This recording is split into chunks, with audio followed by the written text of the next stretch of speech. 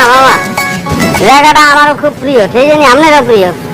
আপনি আর হারাধন মামা মাঝে মাঝে যেখানে বসে গল্প করেন না, আমার কাছে এত ভালো লাগে। মামা, পুষ্কুনিতে কি এই মাছের পোনা ছাড়া হয়েছে?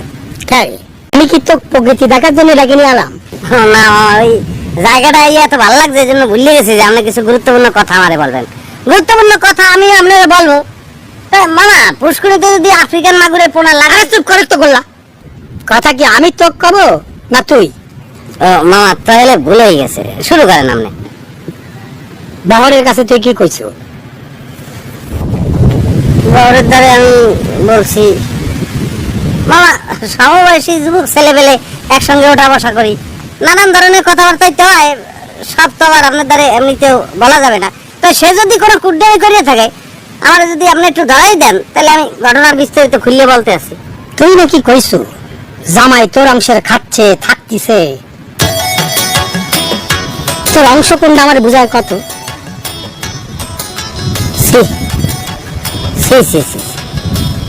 বহর যে মামু এই ধরনের একটা নিকৃষ্ট ছেলে, এই আপনি চিন্তাও করতে পারবেন না। বাহর কিরকম ছেলে সেটা তোর কাছে আমার জানা লাগবে না।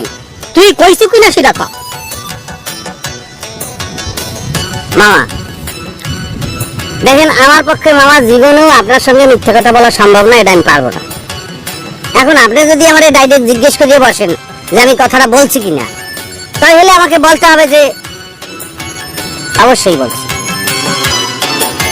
কিন্তু কোন প্রেক্ষিতে আমি কথাটা বলছি সেটা আপনার বুঝতে হবে। না বুঝলে আপনি আমারে ভুল বুঝতে পারেন, সেক্ষেত্রে আমি আপনার কিন্তু সেই পরিমাণ দোষ দেব না।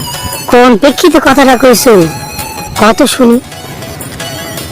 এখন আমি বললে আপনি বিশ্বাস করবেন কিনা আমি জানি না, কিন্তু সত্যের খাতিরে কথাটা আমার বলতেই হবে মামা।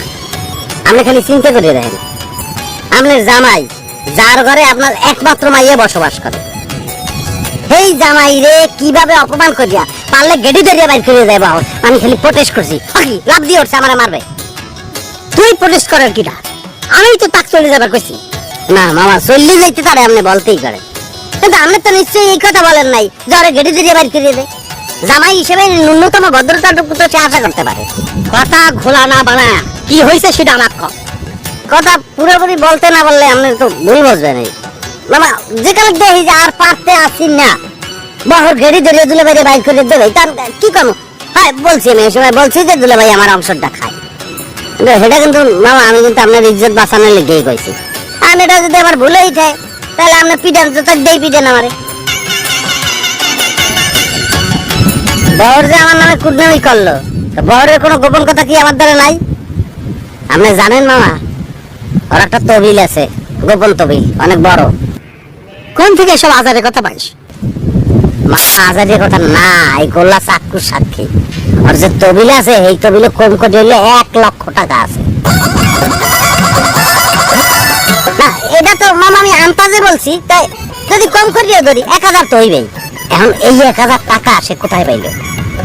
একই কামাই করে, নিশ্চয়ই আপনি তবিলকে চুরি করে করে জমাইছে। তুই ঠিক কথা করছো করলা? বাহরের এত টাকা আছে? মামা এর তো বেশি ছাড়া যদি কম হয়, কানে ধরে আমি 10 হাত নাকে খুলবো। আমরা খালি একটু চিন্তা করে দেন, ছেলেদের মধ্যে সবচেয়ে ভালো তো ওরাই এমনি বাসেন, ওরাই সবচেয়ে বিশ্বাস করে। ও এই বিশ্বাসের মূল্য দিল। কারণ এই 1000 টাকা যদি আপনার দ্বারা থাকতো, তো মামা 1 বিঘা জমি কেনা সহজ হইতো না আপনার।